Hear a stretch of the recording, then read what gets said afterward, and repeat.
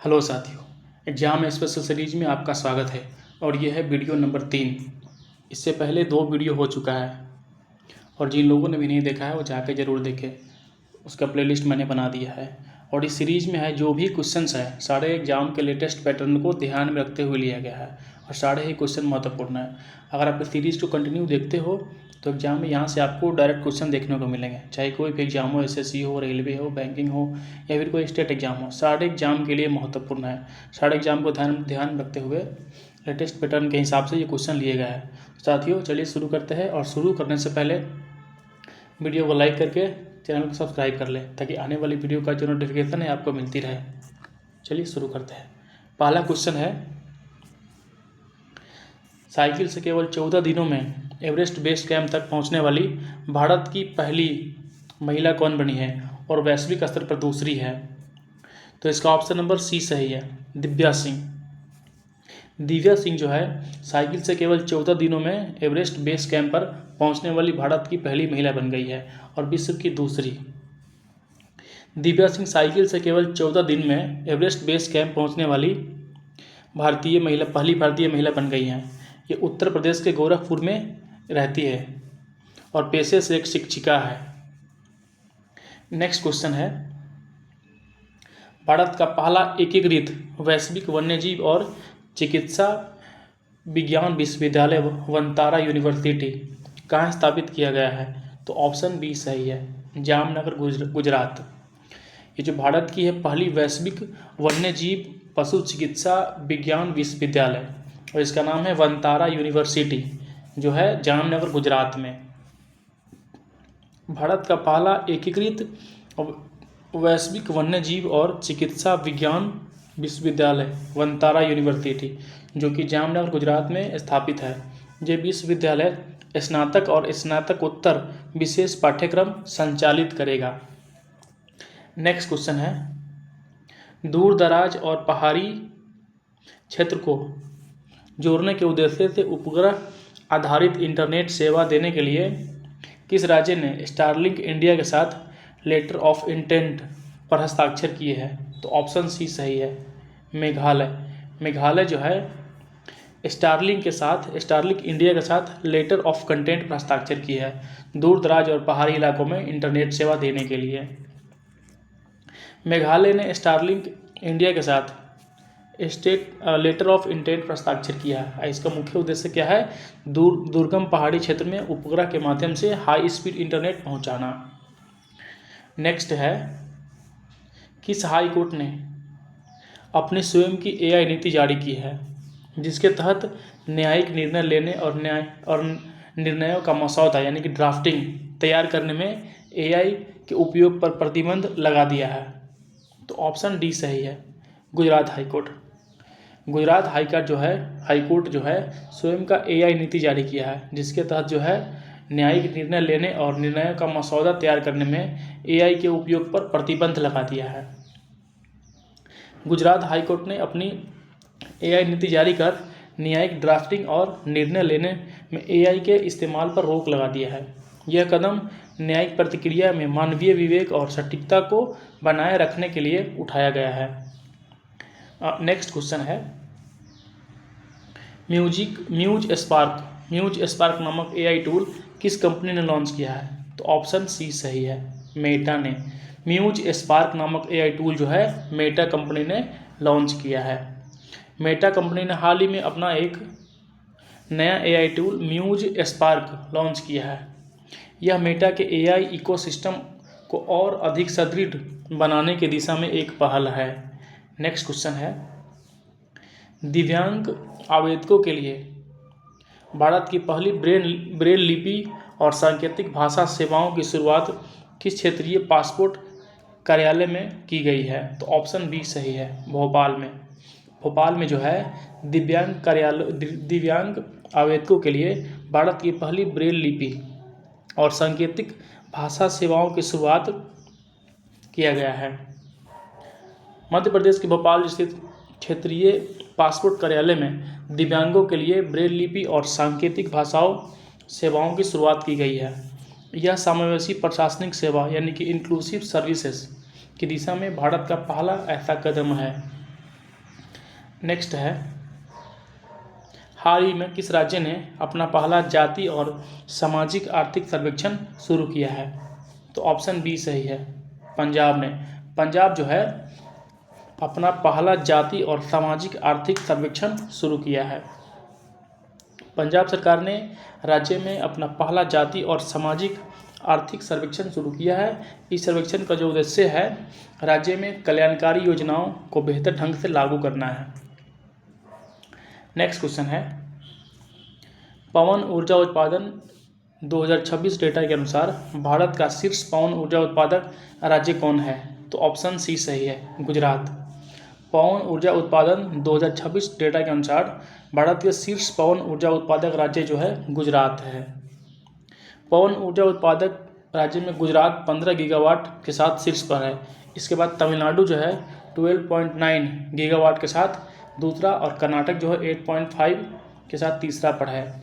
सौर ऊर्जा उत्पादन के मामले में राजस्थान पूरे देश में शीर्ष पर है। सौर ऊर्जा में जो है राजस्थान शीर्ष पे है और पवन ऊर्जा में जो है गुजरात शीर्ष पे है।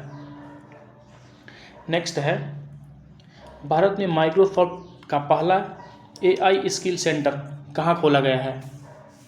तो ऑप्शन बी सही है, चंडीगढ़ यूनिवर्सिटी पंजाब में। भारत में माइक्रोसॉफ्ट का पहला AI स्किल सेंटर जो है चंडीगढ़ यूनिवर्सिटी पंजाब में खोला गया है। माइक्रोसॉफ्ट ने भारत में अपना पहला AI skill centre Chandigarh university Punjab में स्थापित किया है। यह छात्रों को आर्टिफिशियल इंटेलिजेंस में उन्नत कौशल प्रदान करने में मदद करेगा। नेक्स्ट है, हाल ही में किस राज्य ने कैंसर को अधिसूचित बीमारी घोषित किया, यानी कि नोटिफिएबल डिजीज? तो ऑप्शन सी सही है, तेलंगाना। तेलंगाना जो है कैंसर को अधिसूचित बीमारी घोषित किया है। तेलंगाना राज्य ने कैंसर को एक अधिसूचित बीमारी घोषित कर दिया है। इससे राज्य में कैंसर के मामलों की बेहतर ट्रैकिंग और नीति निर्माण में मदद मिलेगी। नेक्स्ट है, आओ लेओंग मेन्यू बसंत उत्सव किस राज्य की कोन्याक जनजाति के द्वारा आयोजित किया गया है? तो इसका ऑप्शन नंबर डी सही है, नागालैंड के द्वारा। नागालैंड के द्वारा जो है आओ लेओंग मेन्यू बसंत उत्सव जो है आयोजित किया गया है वहाँ कोन्याक जनजाति के द्वारा। तो यहाँ से क्वेश्चन और निकल के आता है कि कोन्याक जनजाति कहाँ पाई जाती है? तो नागालैंड में। और ये आओ लेओंग मेन्यू उत्सव जो है कोन्याक जनजाति के द्वारा ही मनाया जाता है नागालैंड में। यह उत्सव बसंत उत्सव के आगमन और नई फसल की बुआई के उत्सव में मनाया जाता है। नेक्स्ट है, भारत की पहली चालक रहित पॉड टैक्सी परियोजना कहाँ लॉन्च की गई है? तो ऑप्शन बी सही है, मुंबई में। भारत की पहली चालक रहित पॉड टैक्सी परियोजना जो है मुंबई में लॉन्च किया गया है। भारत की पहली चालक रहित पॉड टैक्सी परियोजना मुंबई में लॉन्च की गई है। ये पॉड्स पूरी तरह से ड्राइवर रहित और AI द्वारा संचालित होगी। नेक्स्ट है, वित्त वर्ष 2026 में भारत के सरकारी बंदरगाह में माल ढुलाई यानी कि कार्गो हैंडलिंग के मामले में शीर्ष स्थान पर कौन सा बंदरगाह रहा है? तो ऑप्शन सी सही है, दीनदयाल पोर्ट गुजरात। वित्त वर्ष 2026 में भारत के सरकारी बंदरगाह में माल ढुलाई के मामले में शीर्ष स्थान पर जो है दीनदयाल बंदरगाह गुजरात शीर्ष पर रहा है। माल ढुलाई के मामले में दीनदयाल पोर्ट यानी जो गुजरात में है शीर्ष पर रहा है, जबकि पारादीप पोर्ट जो उड़ीसा का दूसरा स्थान पर रहा है। दीनदयाल पोर्ट को पहले खांडला पोर्ट के नाम से भी जाना जाता था। नेक्स्ट है, भारत में डेंगू की रोकथाम के लिए किस वैक्सीन को DCGI यानी कि drug control general of India द्वारा मंजूरी दी गई है? तो ऑप्शन नंबर जो है ए सही है, TAK-003 क्यूडेगा यानी कि TAK-003 क्यूडेगा जो है किसकी वैक्सीन है? तो डेंगू की रोकथाम के लिए वैक्सीन है। इसका नाम है DGCA के द्वारा मंजूरी प्राप्त कर लिया है। भारत में डेंगू की रोकथाम के लिए TAK-003 क्यूडेगा वैक्सीन को DCGA द्वारा मंजूरी प्राप्त हुआ है। यह वैक्सीन डेंगू के सभी 4 स्टेट के खिलाफ सुरक्षा प्रदान करने के लिए डिजाइन की गई है। नेक्स्ट क्वेश्चन जो है, वित्त वर्ष 2025-26 में 1 लाख करोड़ रुपए के टर्नओवर का आंकड़ा पार करने वाली देश की पहली FMCG कंपनी कौन बनी है? तो ऑप्शन डी सही है, अमूल। अमूल जो है वित्त वर्ष 2025-26 में 1 लाख करोड़ के टर्नओवर को पार करने वाली पहली FMCG कंपनी बनी है। अमूल देश की पहली ऐसी FMCG यानी कि fast moving consumer goods company बनी है जिसमें 1 लाख करोड़ रुपए की टर्नओवर का आंकड़ा पार किया है। अमूल एक भारतीय डेयरी सहकारी समिति है जिसका मुख्यालय आनंद गुजरात में है। और नेक्स्ट है, उत्तर प्रदेश का पहला सफल हृदय प्रत्यारोपण यानी कि हार्ट ट्रांसप्लांट किस संस्थान ने किया है? तो ऑप्शन बी सही है, SGPGIMS लखनऊ। यह उत्तर प्रदेश का पहला हृदय प्रत्यारोपण जो है किया है SGPGIMS लखनऊ संस्थान ने। उत्तर प्रदेश का पहला सफल हृदय प्रत्यारोपण संजय गांधी स्नातकोत्तर आयुर्वेद संस्थान यानी कि SGPGIMS लखनऊ में किया गया है। यह जटिल सर्जरी सीतापुर के रहने वाली 40 वर्षीय महिलाएं पर की गई है। नेक्स्ट है, 14 अप्रैल 2026 को डॉक्टर BR अम्बेडकर की कौन सी जयंती मनाई गई? तो ऑप्शन सी सही है, 135वीं। 14 अप्रैल 2026 को अम्बेडकर जी की जो है 135वीं जयंती मनाई गई। 14 अप्रैल 2026 को भारतीय संविधान के निर्माता डॉक्टर BR अम्बेडकर की 135वीं जयंती मनाई गई। उसका जन्म 14 अप्रैल 1891 के महू मध्य प्रदेश में हुआ था। नेक्स्ट क्वेश्चन हमारा है, देश के पहले ट्रांस बाउंड्री टाइगर रिजर्व का प्रस्ताव किस राज्य में रखा गया है? तो ऑप्शन बी सही है, उत्तराखंड में। उत्तराखंड में जो है देश के पहले ट्रांस बाउंड्री टाइगर रिजर्व का प्रस्ताव रखा गया है। उत्तराखंड ने देश के पहले ट्रांस बाउंड्री टाइगर रिजर्व का प्रस्ताव रखा है। इसे 3 राज्य उत्तराखंड, उत्तर प्रदेश और हिमाचल प्रदेश के तराई, आर्क लैंडस्केप और शिवालिक वन डिवीजन को जोड़कर बनाया जाएगा। नेक्स्ट है, किस देश द्वारा भारत से 100 रुपये से अधिक की खरीदारी पर कस्टमर ड्यूटी अनिवार्य करने के फैसले पर सुप्रीम कोर्ट ने अंतरिम रोक लगा दी है? तो ऑप्शन डी सही है, नेपाल। किस देश द्वारा भारत से 100 रुपये से अधिक की खरीदारी पर कस्टमर ड्यूटी अनिवार्य करने के फैसले पर सुप्रीम कोर्ट ने अंतरिम रोक लगाई है? तो नेपाल। नेपाल से 100 रुपये से अधिक खरीद पर कस्टमर ड्यूटी लगाई जाती थी, उस पर सुप्रीम कोर्ट ने जो है अंतरिम रोक लगा दी है। भारत से नेपाल द्वारा 100 रुपये से अधिक की खरीदारी पर कस्टमर ड्यूटी अनिवार्य कर दी गई थी, जिसे वर्तमान में सुप्रीम कोर्ट ने रोक लगा दिया है। यह भारत और नेपाल के बीच सीमा पार व्यापार को प्रभावित करने वाला एक महत्वपूर्ण मुद्दा था, इसीलिए इस पर रोक लगाया गया है। नेक्स्ट क्वेश्चन है, मौसम की सटीक जानकारी के लिए नया डॉपलर मौसम रडार और भूकंपीय वेधशाला कहाँ स्थापित करने की घोषणा की गई है? तो ऑप्शन बी सही है, डोडा जम्मू कश्मीर में। डोडा जम्मू कश्मीर में जो है मौसम की सटीक जानकारी के लिए एक नया डॉपलर मौसम रडार और भूकंपीय वेधशाला स्थापित करने की घोषणा किया गया है। केंद्रीय मंत्री डॉक्टर जितेंद्र सिंह ने जम्मू कश्मीर के डोडा में एक नया डॉपलर मौसम रडार और एक नई भूकंपीय वेधशाला स्थापित करने की घोषणा की है। यह क्षेत्र भूकंपीय निगरानी और मौसम पूर्वानुमान को सटीक बनाएगा। नेक्स्ट है, अनुसंधान और विकास करने में सुगमता रिपोर्ट 2026 किस संस्था द्वारा जारी की गई है? तो ऑप्शन बी सही है, नीति आयोग के द्वारा। अनुसंधान और विकास करने में सुगमता रिपोर्ट 2026 जो है नीति आयोग के द्वारा जारी की गई है। नीति आयोग द्वारा भारत में अनुसंधान और विकास करने में सुगमता यानी कि ease of doing R&D report 2026 जारी की गई है और इसका उद्देश्य जो है अनुसंधान और नवाचार के माहौल को बेहतर बनाना है। नेक्स्ट है, भारतीय सेना की त्रिशक्ति कोर ने रेडियो सिक्किम सुंदरी 88.4 FM नामक पहले सामुदायिक रेडियो स्टेशन का उद्घाटन कहाँ किया गया? तो ऑप्शन सी सही है, सिक्किम में।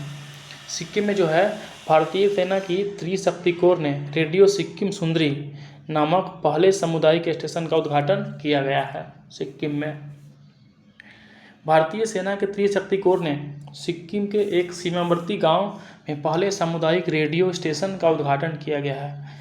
इस रेडियो स्टेशन का जो नाम है रेडियो सिक्किम सुंदरी 88.4 FM। नेक्स्ट है विश्व क्वांटम दिवस, जो कि 14 अप्रैल को मनाते हैं, के अवसर पर आंध्र प्रदेश के मुख्यमंत्री चंद्रबाबू नायडू ने किस क्वांटम बेस का उद्घाटन किया है? तो ऑप्शन बी सही है, 1S और 1Q। विश्व क्वांटम दिवस जो कि 14 अप्रैल को मनाते हैं, वो आंध्र प्रदेश के मुख्यमंत्री चंद्रबाबू नायडू ने जो है 1S और 1Q क्वांटम बेस का उद्घाटन किया है। आंध्र प्रदेश के मुख्यमंत्री चंद्रबाबू नायडू द्वारा 1S और 1Q क्वांटम बेस का उद्घाटन किया गया। विश्व क्वांटम दिवस 14 अप्रैल को मनाया जाता है। नेक्स्ट है स्वामी विवेकानंद की आदमकद प्रतिमा स्थापित करने वाले USA का पहला शहर कौन सा बन गया है? तो ऑप्शन डी सही है, सिएटल। स्वामी विवेकानंद की आदमकद प्रतिमा स्थापित करने वाला USA का पहला शहर जो है सिएटल बन गया है। USA का सिएटल शहर अपने वेस्टलेक स्क्वायर पार्क में स्वामी विवेकानंद की आदमकद प्रतिमा स्थापित करने वाला USA का पहला शहर बन गया है। इस कांस्य प्रतिमा को नरेश कुमार कुमावत, जो कि भारतीय मूर्तिकार है, के द्वारा निर्मित किया गया है। नेक्स्ट है भारत ने किस वर्ष COP जलवायु सम्मेलन की मेजबानी हेतु अपनी उम्मीदवारी वापस ले ली है? तो ऑप्शन सी सही है, COP33 जो कि 2028 में होनी थी। COP33 जो कि 2028 में होनी थी से भारत ने जो अपनी उम्मीदवारी वापस ले ली है। भारत द्वारा COP33 की मेजबानी हेतु अपनी उम्मीदवारी को वापस ले लिया गया है। यह प्रस्ताव जो है भारत द्वारा 1 दिसंबर 2023 को COP28 दुबई के दौरान रखा गया था। नेक्स्ट है स्टार्टअप इकोसिस्टम के लिए वाणिज्य और उद्योग मंत्रालय ने 10,000 करोड़ रुपए के किस कोष को अधिसूचित किया गया है? तो ऑप्शन बी सही है, startup India funds 2.0। Startup ecosystem के लिए वाणिज्य और उद्योग मंत्रालय ने 10,000 करोड़ रुपए के जो है startup India fund end funds 2.0 कोष को अधिसूचित किया गया है। मंत्रालय ने 10,000 करोड़ के कोष के साथ startup India fund end funds 2.0 को अधिसूचित किया है और इसका जो उद्देश्य है देश के स्टार्टअप इकोसिस्टम के लिए विकास पूंजी को जुटाना है। नेक्स्ट है 14 अप्रैल 2026 को उद्घाटित दिल्ली देहरादून आर्थिक गलियारे की कुल लंबाई लगभग कितनी है? तो ऑप्शन बी सही है, 210 से 213 किलोमीटर। दिल्ली देहरादून आर्थिक गलियारे का जो उद्घाटन है 14 अप्रैल 2026 को किया गया। इसका कुल लंबाई लगभग 210 से 213 किलोमीटर है। इस आर्थिक गलियारे की कुल जो लंबाई है 210 से 213 किलोमीटर है और लगभग 12,000 करोड़ रुपए इसमें निवेश किया गया है। इस एशिया के सबसे बड़े वाइल्ड लाइफ कॉरिडोर की कुल लंबाई 12 किलोमीटर और अंडरपास 1.2 किलोमीटर शामिल है। नेक्स्ट है भारत का सबसे बड़ा ऑटोमोबाइल निर्यात केंद्र कौन सा बंदरगाह बन गया है? तो ऑप्शन डी सही है, मुंद्रा बंदरगाह। भारत का सबसे बड़ा ऑटोमोबाइल निर्यात केंद्र जो है मुंद्रा बंदरगाह बन गया है। गुजरात का मुंद्रा बंदरगाह भारत का सबसे बड़ा ऑटोमोबाइल निर्यात केंद्र बन गया है। यह भारत का सबसे बड़ा निजी और वाणिज्य बंदरगाह है। इसकी शुरुआत जो है 1998 में हुआ था, जो अडानी पोर्ट द्वारा संचालित होता है। नेक्स्ट है नवीनतम दुग्ध उत्पादन रिपोर्ट के अनुसार भारत के शीर्ष दुग्ध उत्पादन राज्य कौन सा है? तो ऑप्शन सी सही है, उत्तर प्रदेश जो है भारत के शीर्ष दूध उत्पादन राज्य है। दुग्ध उत्पादन रिपोर्ट के अनुसार भारत का शीर्ष दूध उत्पादन जो है उत्तर प्रदेश राज्य है, जो कि कुल उत्पाद का 16% यानी कि 16% या 388 लाख मीट्रिक टन दर्ज किया गया है। नेक्स्ट है, जल सुरक्षा सुनिश्चित करने हेतु प्रोजेक्ट हिम सरोवर कहाँ लॉन्च किया गया है? तो ऑप्शन बी सही है, लद्दाख में। लद्दाख में जो है प्रोजेक्ट हिम सरोवर लॉन्च किया गया है जल सुरक्षा सुनिश्चित करने के लिए। जल सुरक्षा सुनिश्चित करने हेतु लद्दाख के शीत रेगिस्तानी क्षेत्र में प्रोजेक्ट हिम सरोवर लॉन्च किया गया है। यह जलवायु परिवर्तन के प्रभावों से निपटने और जल संरक्षण के लिए महत्वपूर्ण पहल है। नेक्स्ट है, दूरसंचार से जुड़े वित्तीय धोखाधड़ी और प्रतिभूति बाजार घोटाले को रोकने के लिए सेबी ने किसके साथ समझौता ज्ञापन पर हस्ताक्षर किया है? तो ऑप्शन बी सही है, दूरसंचार विभाग। दूरसंचार से जुड़े वित्तीय धोखाधड़ी एवं प्रतिभूति बाजार घोटाले को रोकने के लिए जो है सेबी ने दूरसंचार विभाग के साथ समझौता पर हस्ताक्षर किए हैं। सेबी के साथ दूरसंचार विभाग ने एक समझौता पर हस्ताक्षर किया है। इसका उद्देश्य क्या है? तो इसका उद्देश्य टेलीकॉम नेटवर्क का उपयोग करने वाले वित्तीय और बाजार घोटाले पर अंकुश लगाना है। नेक्स्ट है, कर्नाटक के मांड्या जिले में श्री गुरु भैरवेश्वर मंदिर का उद्घाटन किसके द्वारा किया गया? तो ऑप्शन सी सही है, प्रधानमंत्री नरेंद्र मोदी के द्वारा। कर्नाटक के मांडला जिले में श्री गुरु भैरवेश्वर मंदिर का उद्घाटन किया गया प्रधानमंत्री मोदी जी के द्वारा। कर्नाटक के मांड्या जिले में स्थित श्री क्षेत्र आदिचुंचनगिरी में श्री गुरु भैरवेश्वर मंदिर का उद्घाटन प्रधानमंत्री नरेंद्र मोदी के द्वारा किया गया। यह मंदिर इस क्षेत्र का प्रमुख धार्मिक और सांस्कृतिक केंद्र है। नेक्स्ट है, समान नागरिक संहिता यानी कि यूसीसी का मसौदा तैयार करने के लिए किस राज्य के मंत्रिमंडल ने संयुक्त न्यायमूर्ति रंजना प्रकाश देसाई की अध्यक्षता में समिति के गठन को मंजूरी दिया है? तो ऑप्शन डी सही है, छत्तीसगढ़। छत्तीसगढ़ सरकार जो है समान नागरिक संहिता का मसौदा तैयार करने के लिए मंत्रिमंडल को सेवानिवृत्त न्यायमूर्ति रंजना प्रकाश देसाई की अध्यक्षता में समिति के गठन को मंजूरी दिया है। छत्तीसगढ़ राज्य के मंत्रिमंडल ने समान नागरिक संहिता का मसौदा तैयार करने के लिए उच्च स्तरीय समिति का गठन को मंजूरी दी है। इसकी जो अध्यक्षता है रंजना प्रकाश देसाई करेगी। भारत में गोवा के बाद उत्तराखंड ने यूसीसी लागू किया और अब छत्तीसगढ़ इस दिशा में आगे बढ़ रहा है। नेक्स्ट है, भारत के पर्यटन इकोसिस्टम को मजबूत करने के लिए नीति आयोग ने कौन सा संग्रह लॉन्च किया है? तो ऑप्शन बी सही है, Divya Bharat, a window to the soul of India. भारत के पर्यटन इकोसिस्टम को मजबूत करने के लिए नीति आयोग ने जो है Divya Bharat, a window to soul of India संग्रह लॉन्च किया है। नीति आयोग ने पर्यटन को बढ़ावा देने के लिए Divya Bharat, a window to the soul of India नाम का संग्रह लॉन्च किया है। यह भारत समृद्ध सांस्कृतिक और आध्यात्मिक विरासत को पर्यटन पटल पर प्रदर्शित करने का एक प्रयास है। तो साथियों, आज के वीडियो में बस इतना ही। ये वीडियो आपको कैसा लगा ये कमेंट करके ज़रूर बताएं और वीडियो को लाइक करके चैनल को सब्सक्राइब कर लेना ताकि आने वाली वीडियो का जो नोटिफिकेशन है आपको मिलती रहे। धन्यवाद।